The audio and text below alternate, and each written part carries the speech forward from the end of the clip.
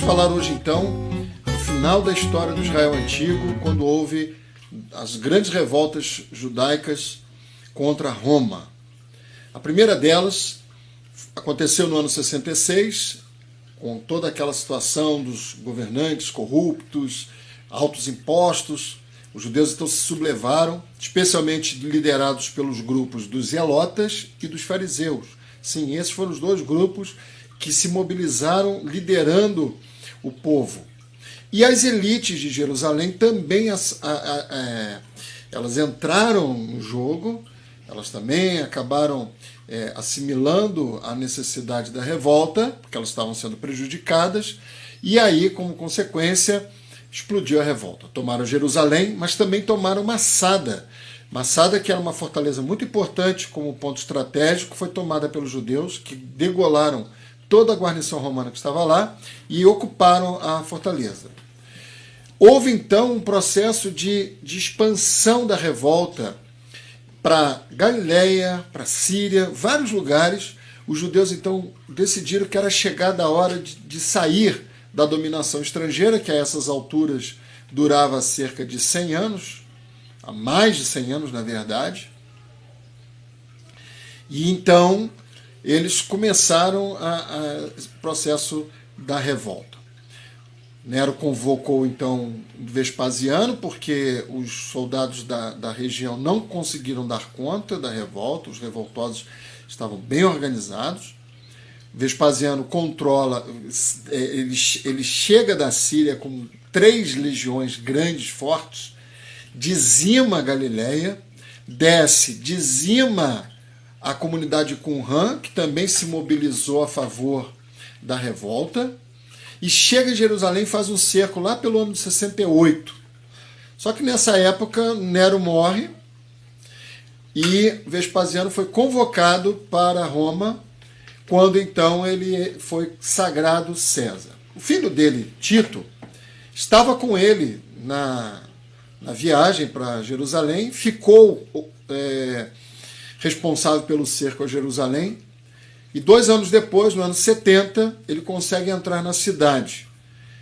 A cidade já estava dizimada, o povo morrendo de fome, de doenças, mas ele ainda assim entra destruindo, e o templo foi totalmente destruído, queimado pelos soldados.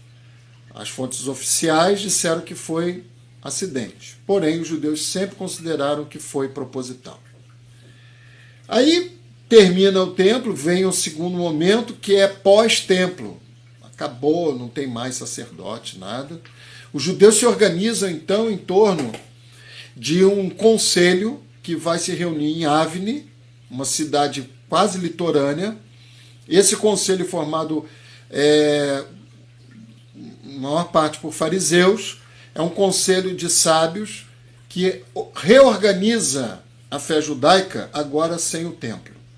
Eles reúnem os ensinos, começam a elaborar uma série de coisas, e uma das atitudes desse grupo foi canonizar a Bíblia hebraica, fazer o cânon judaico.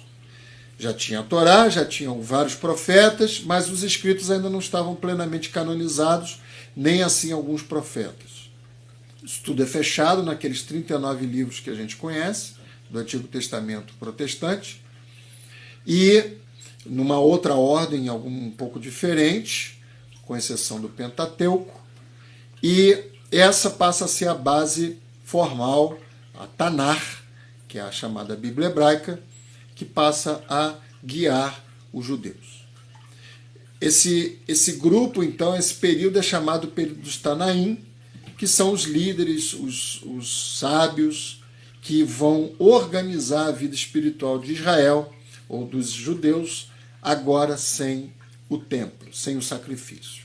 Então passa-se a valorizar mais uma espiritualidade da oração, da leitura da Torá, que já existia antes, mas agora passa a ser o grande foco para que eles possam buscar a Deus.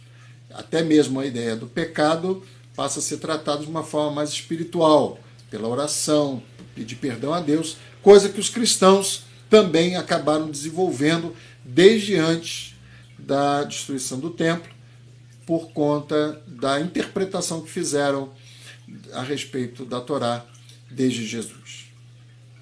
No século II, os judeus tentaram organizar a sua vida, mas eles queriam o templo de volta. E aí, no ano de 115, eles fizeram uma solicitação a Trajano para reconstruir o templo, e essa solicitação foi negada, o que provocou um foco de revolta mais específico ali em Jerusalém, não tão grande, apesar de que alguns historiadores chamam de Segunda Revolta, mas não era uma revolta tão forte. E aí, a consequência desse movimento foi que o conselho de Yavne teve que ser alterado para a cidade de Lod, que fica mais ao norte, um pouco a noroeste de Jerusalém, numa planície ali perto da costa. Já no ano de 135, houve a segunda situação que provocou uma grande revolta, e essa foi a última do Israel Antigo. O imperador Adriano decidiu que onde estava o templo de Jerusalém deveria ser construído um templo a Júpiter Capitolino, porque, afinal de contas, a cidade já não era mais chamada Jerusalém, mas se chamava Hélia Capitolina, a cidade do César. E ele então achou que por bem construir.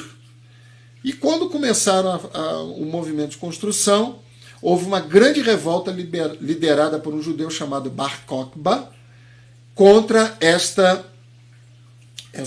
construção.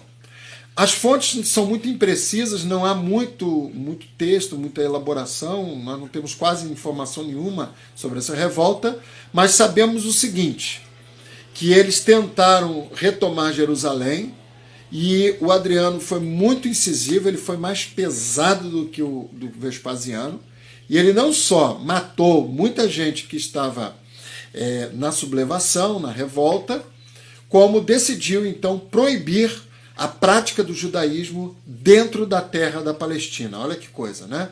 Então foi proibida a circuncisão, foi proibida a guarda do sábado, foi proibida uma série de coisas. O curioso é que essa revolta, ela durou um tempo, eles chegaram até a cunhar moedas judaicas para substituir o denário. Mas ela foi totalmente abafada, e por conta disso é que o imperador Adriano decidiu tirar os judeus dali. Os judeus da diáspora não foram afetados, eles continuaram com a sua prática normal, até porque eles contribuíam com o império com os seus impostos.